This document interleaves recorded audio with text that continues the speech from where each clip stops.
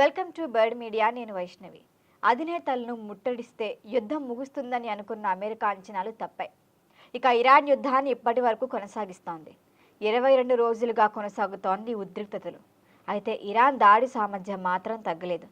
Gulf ప్రాంతాల్లోని రిఫైనరీలు, ఓడరేవులు, చమురు నిల్వ కేంద్రాలపై దాడులు పెంచుతూ ఒత్తిడి కొనసాగిస్తోంది.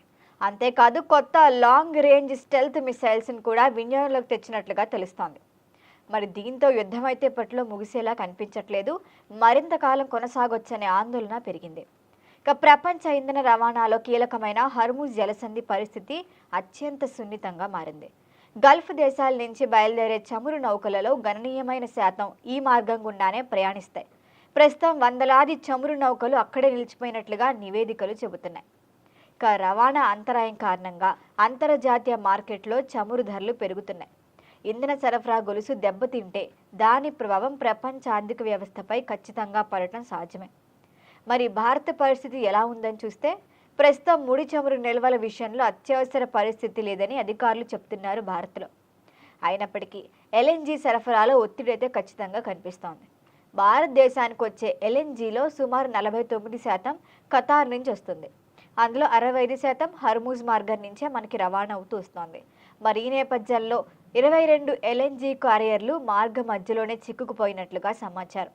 కొన్ని ప్రాంతాల్లో వాణిజ్య కార్యకలాపాలపై కూడా ప్రభావం కనిపిస్తోంది. ఈ సంక్షోభాన్ని ఎదుర్కోవటానికి భారత్ ప్రత్యామ్నాయ వ్యూహాలను వేగంగా అమలు చేస్తోంది.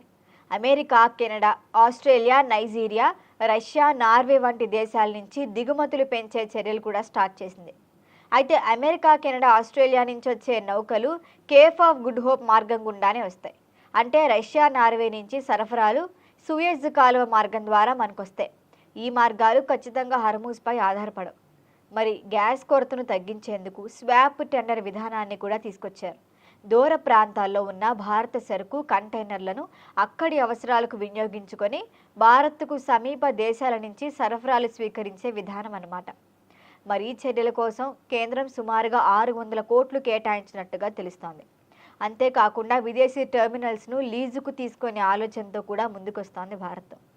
ఒకవేళ హర్ముజ్ మూసివేత దీర్ఘకాలం కొనసాగితే రవాణా ఖర్చులు పెరుగుతాయి, ఇంధన ధరలు గనక అధికమవుతాయి, ద్రవ్యోల్బణం పెరగటం వంటి ప్రభావాలు కనిపించే అవకాశం ఉంది.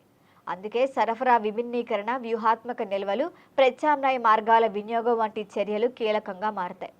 మొత్తానికి గ్లోబల్ ఉద్రిక్తతల ప్రభావం భారత్పై పడకుండా ఉండేందుకు కేంద్రం అయితే చర్యలు చేపడుతోంది. మరి దీర్ఘకాల ఇంధన భద్రత, వ్యూహాత్మక భాగస్వామ్యాలు ఇవి ఇప్పుడు అత్యంత కీలక అంశాలుగా మారాయి. చూడాలి యుద్ధం ఎప్పటికి ముగుస్తుందో, ఈ గ్యాస్ కొరత ఎప్పటికి తగ్గుతుందో అని. దీనిపైన మరిన్ని అప్డేట్ల కోసం చూస్తూనే ఉండండి బర్డ్ మీడియా.